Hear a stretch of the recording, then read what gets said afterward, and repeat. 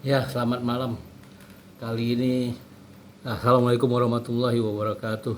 Kali ini kita akan membahas masalah seks industri, prostitusi, baik yang laki, perempuan, yang nenek-nenek lah, yang macam-macam dah pokoknya, ya di ASEAN.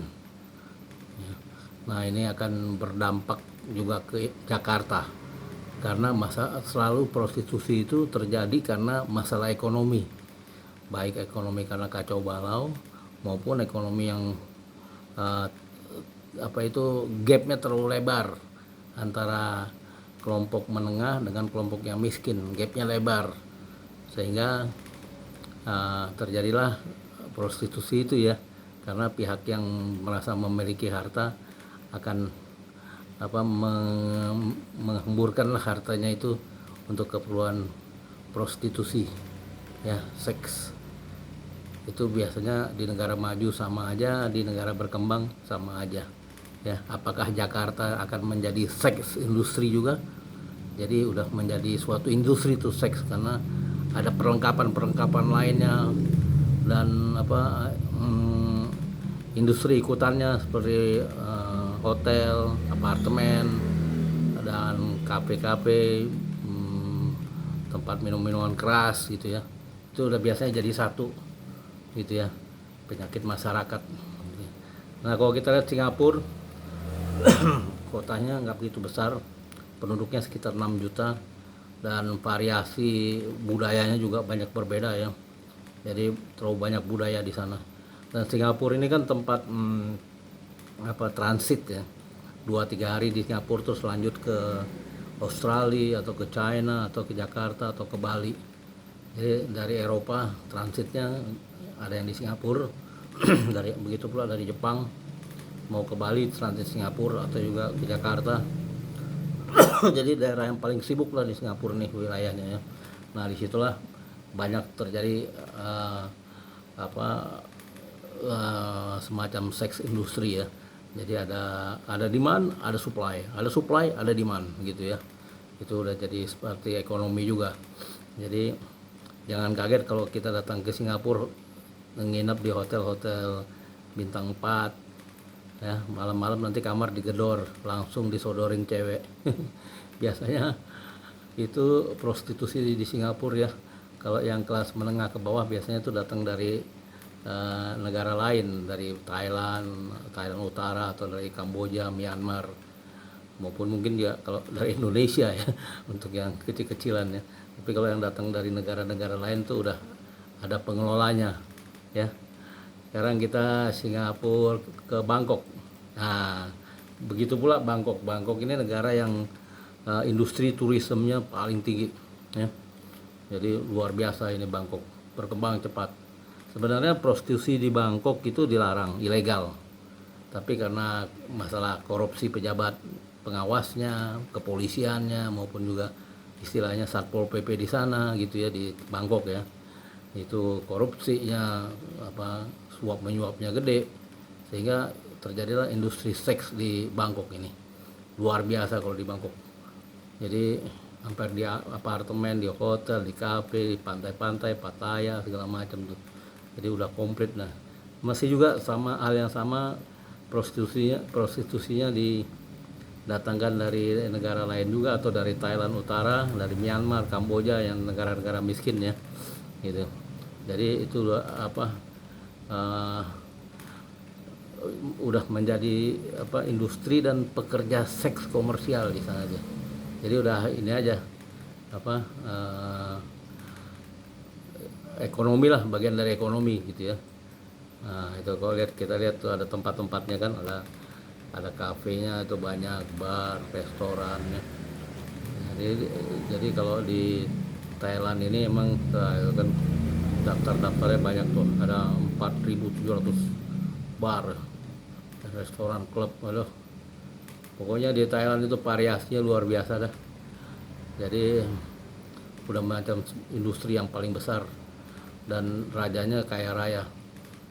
Jadi rajanya menikmati juga itu kekayaan. Salah satu raja yang paling kaya di dunia adalah Raja Thailand gitu ya. Nah, itu mudah-mudahan jangan ditiru di Indonesia. Nah, kalau kita lihat daftarnya itu prostitusi di Thailand itu ilegal.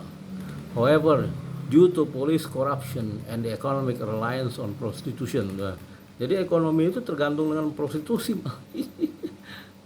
Aduh, tapi itu lalunya ya, masa lalunya setelah perang Vietnam ya, terus lanjut sampai sekarang. Waduh, gokil ya. Ya pokoknya di Thailand you tahu sendiri dah. Ya. Kacau balau. Jadi di sini akhlak udah nggak berlaku lagi kalau di Thailand ya. Akhlak, moral itu rendah banget.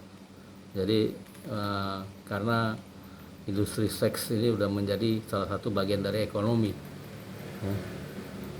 Pariwisata tinggi ya. Nah bagaimana selanjutnya kita lihat nih. Nah itu di Thailand tuh malam-malam, kalau malam-malam begitu semua. Aduh parah.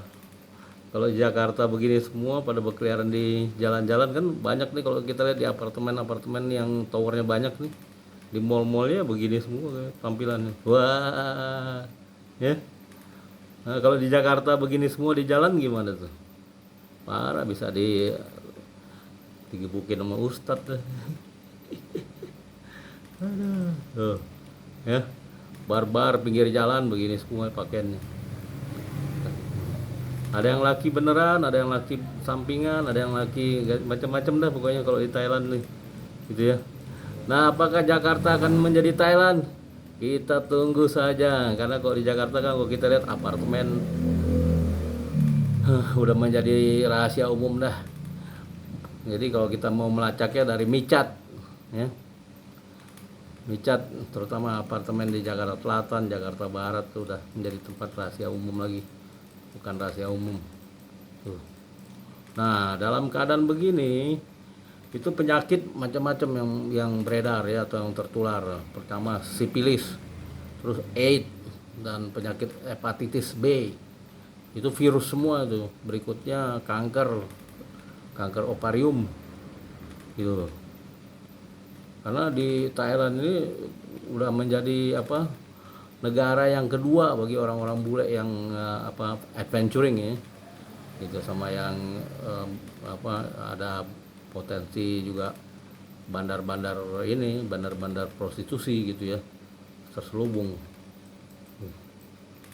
Nah ini nantinya kayak gini nih, akhirnya anak lahir tanpa bapak. Nah tidurnya pinggir-pinggir jalan kayak gini ya. Nah prostitusi muda paling-paling 10 tahun udah jadi nenek-nenek. Tapi itu laku juga gitu. Yang usus nenek-nenek banyak penggemarnya gitu. Bukan yang muda-muda aja, yang nenek-nenek atau yang udah mau pensiun dari sini-sini nih. Ya udah umur 40 bisa lanjut gitu sampai mati jadi prostitusi. Gitu. Kan ada ininya, tugasnya masing-masing gitu. Tuh. Masya Allah. Ini Jakarta bisa kayak gini nih nanti nih. Di Sudirman, Tamrin, Pawai kayak gitu. Ya, kalau nggak dibatasi dari sekarang ya gini lah modalnya turismenya ya. Ini akibat terlalu banyaknya turis ya, petualang semua datang begini. Ini Thailand ya. Ada lagi apa itu tadi? Ini Thailand. Oh. Ada yang namanya Lady Boy. Ya nanti anak-anaknya kayak gini semua, terlantar semua. Dan akhirnya jadi prostitusi anak-anak. Jadi anak cucu semua, dari nenek, anak, cucu jadi prostitusi di jalanannya. Kayak gini. Akankah jadi di Jakarta?